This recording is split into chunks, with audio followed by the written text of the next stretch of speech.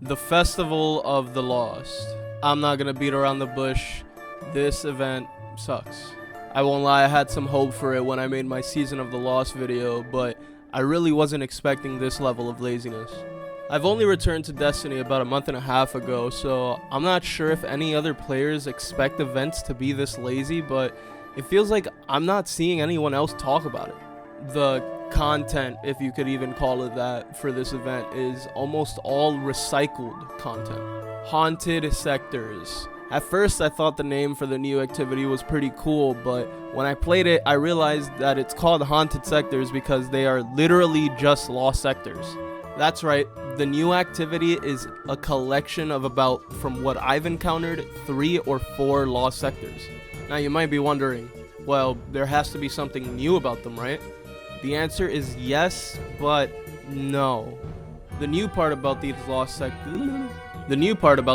sectors is that there are control points you need to capture, and once it's captured, it summons a mini boss named Headless Horseman. This part is timed and goes on for 5 minutes. During these 5 minutes, you have to kill as many Headless Horsemen as you can. Once the 5 minutes are up, the final boss spawns. When the boss spawns, you need to go capture a point and kill a Headless Horseman again, but this time, it will drop a pumpkin bomb you need to pick up and throw at the boss to get rid of its shield. You destroy the shield and DPS the boss. And that's it. You do that until the boss is defeated. That is the entire Haunted Sector event. It reminds me of the Prison of Elders from Destiny 1, which was not the most well-received activity, and is the reason I say that it's not really new. Aside from the actual activity, there is Ava Levante standing under the tree in the tower ready to sell you useless goods.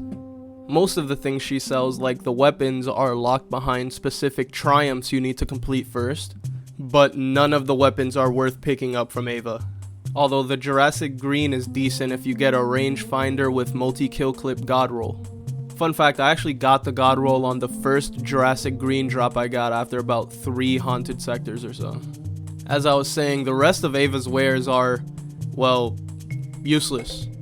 You can get a sparrow, a pretty ugly shader, an emblem, and loot bags that give you seemingly random legendary drops. She also sells masks, which made me think, what are the point of masks? I understand they're silly masks to celebrate the spirit of Halloween, but why aren't we able to have the mask as ornaments for normal helmets? It doesn't really make sense to me for Bungie to force players to use the incredibly shitty mask helmet so you're able to have masks on. These helmets are really bad and will only put you at a disadvantage if you use them, despite having most of the event's bounties and quests require you to have a mask on. It's not the worst thing in the world, but I honestly think having the masks as regular helmet ornaments would actually be pretty cool. Being able to have Shax's helmet or a goblin head on your best helmets only adds customization and honestly makes the game more fun to me. The last thing the event brought is a lore book you could unlock pages for by turning in manifested pages, which you get from haunted sectors. I really don't care about reading lore, so this is just sleeper for me. But despite the only reward you get from manifested pages being pages of lore, Bungie has still decided to patch some incredibly effective page farms people have discovered. Very questionable decision if you ask me. So for this event, I'd say the only things that are useful are the powerful tier 3 you get from Ava and the pinnacle gear you get from haunted sectors every week. At least we are getting closer to Bungie's 30th anniversary and the new dungeon dropping in December. I still have hopium. Aside from that, I thought I would talk about the disappointing news from Bungie about the new dungeons coming next year after the Witch Queen drops. If you haven't heard, Bungie recently announced that unless you buy the digital deluxe edition of the Witch Queen, you will need to purchase the new dungeons separately. Maybe individually or maybe in a bundle together, that's not clear at the moment. But this is incredibly disappointing news. I'm sure I'm not alone when I say I thought they would just be included in the Witch Queen DLC once they were ready to release. It's especially scummy that they're making you either pay $80 up front for the year of content in which you don't know what any of it is yet, or wait to find out what the content is once we're closer to its release, but for more money.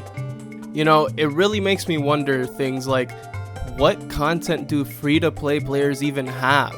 I don't know why Bungie wouldn't just release the dungeons for free, or at the very least, include them in the Witch Queen DLC without any additional cost. Anyway, let me know what your thoughts are. Leave a comment on what your opinion is on the Festival of the Lost, or what you think about the whole dungeon drama that the community has been upset about. Until then.